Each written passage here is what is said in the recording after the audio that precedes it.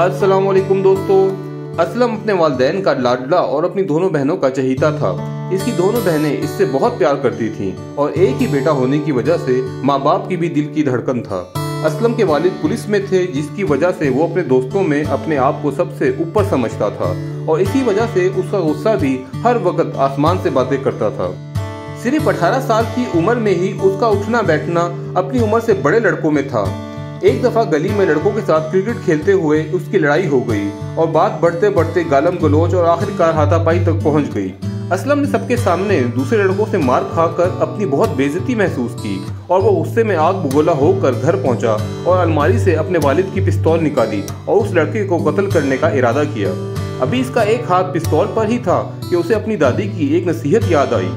ये नसीहत इसकी दादी, जो अब फौत हो चुकी थी, अक्सर असलम को किया करती थी, जिसका उन्वान असलम की दादी ने वो 30 मिनट रखा था। वो अक्सर असलम को कहती, बेटा जब भी गुस्से में हो और तुम्हारा दिल कुछ गलत करने को इरादा करे या जब भी तुम्हें शैतान दिखाने की कोशिश करे तो बस अपनी आंखें बंद करके सिर्फ 30 मिनट के लिए वो फिल्म अपने जहन में दोहराना जो तुम्हारी उस हरकत के बाद जो तुम करने जा रहे हो उसके बाद बनेगी। यानी जो तुम करने जा रहे हो इसके नताइज को सिर्फ 30 मिनट आंखें बंद करके अपने जहन में दोहराना। और अब असलम के जहन में चलना शुरू होती है ये फिल्म। असलम उस लड़के का कत्ल कर चुका है और ना तजर्बाकार कातिल होने की वजह से सिर्फ 3 ही दिनों में वो पुलिस की गिरफ्त में है और इस वक्त वो जेल में बैठा है। पीछे इसकी माँ का रो रो के बुरा हाल है और बाप तमाम कोशिशें करने के बावजूद उसे जेल से नहीं निकलवा पा रहा। और असलम की दोनों बहनें जिनका वो चहीता था, उनकी तो जैसे दुनिया ही उजड़ गई हो। वो घंटों घंटों असलम के साथ खेला करती थी, लेकिन अब उन्हें समझ नहीं आ रहा था कि वो क्या करें। असलम को आज जेल में 15 दिन गुजर चुके थे और इसकी मां नीम पागल हो चुकी थी।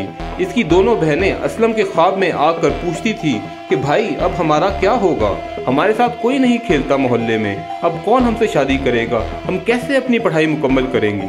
असलम के वालिद वकीलों के चक्कर लगा लगा के थक चुके थे और अपनी सारी जमा पूंजी लगा चुके थे। आज असलम को जेल में 20 दिन हो गए थे और आखिरकार अदालत ने असलम के केस का फैसला सुना दिया और उसे फांसी की सजा दे दी गई और 30 दिसंबर उसकी फांसी की तारीख तय हुई।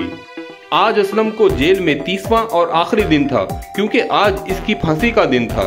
असलम का एक हाथ अभी भी पिस्तौल पर था, लेकिन अब इसका ये हाथ कांप रहा था और इसका पूरा जिस्म खौफ से लरज रहा था। आखिरकार फैसले की घड़ी आ गई और असलम को तख्तादार की तरफ ले जाना शुरू किया और यहाँ असलम का लरजता हुआ हाथ अब भी पिस्तौल पर था, लेकिन इसका पूरा वजूद ऐसे कांप रहा था जैसे इसे कोई पकड़ के झिंझोड़ रहा हो।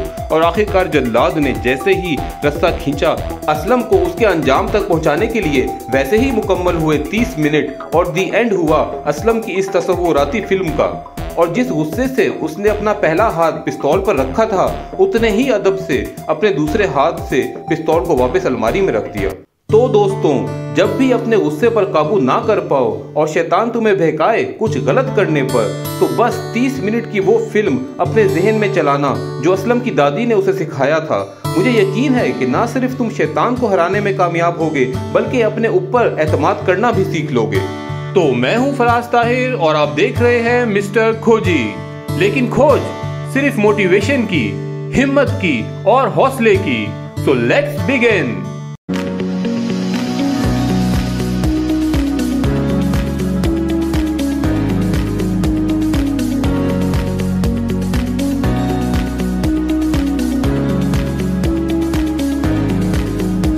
समंदर से डर के कश्ती पार नहीं होती, कोशिश करने वालों की कभी हार नहीं होती।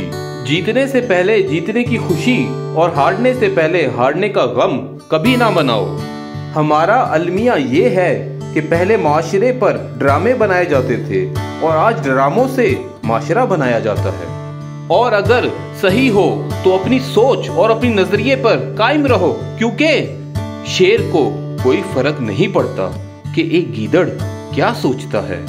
गैर जरूरी तनकीद वो तलवार है जो सबसे पहले खूबसूरत ताल्लुकात का सर कलम करती है।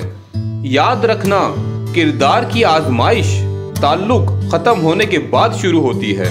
खूनी रिश्तों में जब दूरियां बढ़ जाती हैं तो अपनों की खबरें गैरों की ज़बानी सुनने को मिलती हैं। जब तुम किसी को अपना दोस्त बनाओ तो अपने दिल में एक कब्रिस्तान भी बना लो, जहां तुम उसकी बुराइयां दफन कर सको।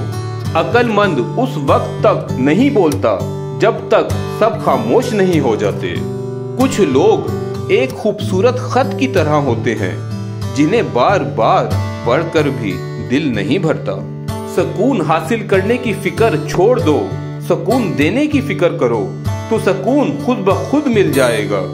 खिजा के पत्तों को हकीर मत समझो, क्योंकि खिजा के पत्ते गिरेंगे तो बहार आएगी। जिंदगी की तलखियों से घबराना मत, बस ये याद रखना कि जो दरख्त जितना फल देता है इस पर इतने ज्यादा पत्थर आते हैं। और आखिर में ये कह के दिल ने मेरे हौसले बढ़ाए हैं, गमों की धूप के आगे खुशी के साए हैं। तो दोस्तों, उम्मीद है आपको वीडियो पसंद आई होगी। अपना बहुत ख्याल और दुआओं में याद रखें। अल्लाह हाफिज।